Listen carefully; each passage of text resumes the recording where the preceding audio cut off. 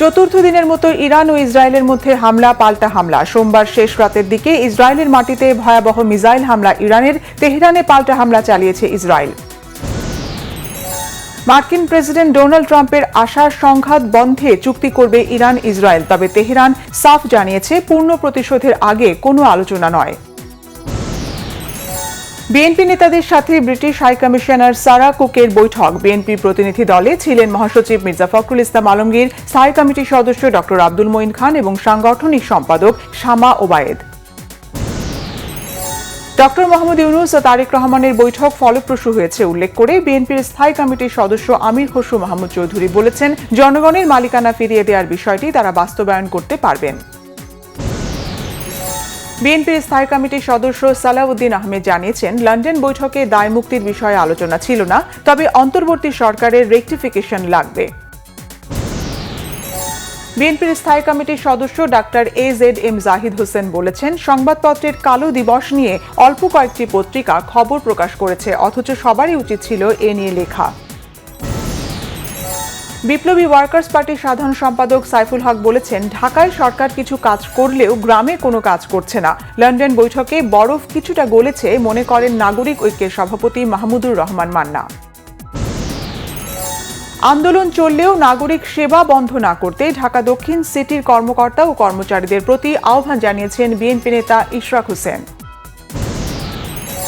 গণফোরাম সভাপতি বীর মুক্তিযোদ্ধা মোস্তফা মহসিন মন্টুকে গার্ড অব অনার জানাজায় অংশ নেন মির্জা ফখরুল ইসলাম আলমগীর সহ বিভিন্ন দলের নেতা সহ সর্বস্তরের মানুষ।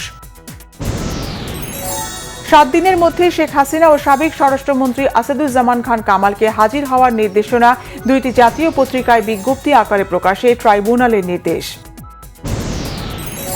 সাবেক ভূমি প্রতিমন্ত্রী সাইফুজ্জামান জাবেদের পর এবার যুক্তরাজ্যে থাকা বসুন্ধরা গ্রুপের মালিকের 2 ছেলের সম্পদ জব্দে চিঠি দিয়েছে দুর্নীতি দমন কমিশন।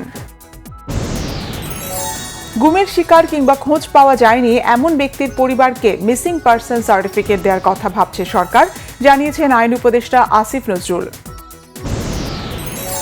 চাকরি সংশোধন অধ্যাদেশের বিরুদ্ধে সচিবালয়ে কাল বড় কর্মসূচি ঘোষণা সচিবালয় কর্মকর্তা কর্মচারী ঐক্য ফোরামের। চট্টগ্রাম আদালত প্রাঙ্গণে পুলিশের উপর হামলা সহ ত্রাস সৃষ্টির মামলায় চিন্ময় কৃষ্ণ দাসকে কারা ফটকে জিজ্ঞাসাবাদের অনুমতি পেল পুলিশ। নির্বাচনের রোডম্যাপের পাশাপাশি জুলাই গণহত্যার বিচার ও সংস্কারের রোডম্যাপ প্রকাশ না করলে নির্বাচন বয়কটের হুঁশিয়ারি দিয়েছে ইনকিলাব মঞ্চ। এবারের ঈদুল আজহায় 15 দিনে 379টি সড়ক দুর্ঘটনায় নিহত 390 জন, আহত 1182 জন, তথ্য যাত্রী কল্যাণ সমিতির। জাফলংয়ে 2 উপদেষ্টার গাড়ি বহরের গতি রোধ করে বিক্ষোভের ঘটনায় সদ্য বহিষ্কৃত যুবদল নেতা জাহিদকে প্রধান আসামি করে 159 জনের বিরুদ্ধে পুলিশের মামলা। শ্রীলঙ্কার গলে কাল শুরু হচ্ছে শ্রীলঙ্কা বাংলাদেশ প্রথম টেস্ট। জ্বরের কারণে অনিশ্চয়তায় অফ স্পিন অলরাউন্ডার মেহেদী হাসান মিরাজ। অ্যাটলেটিকো মাদ্রিদকে 4-0 গোলে উড়িয়ে ফিফা ক্লাব বিশ্বকাপের শুভ সূচনা পিএসজির। বায়ার্ন মিউনিখ 10-0 গোলে অকল্যান্ড সিটিকে বিধ্বস্ত করেছে।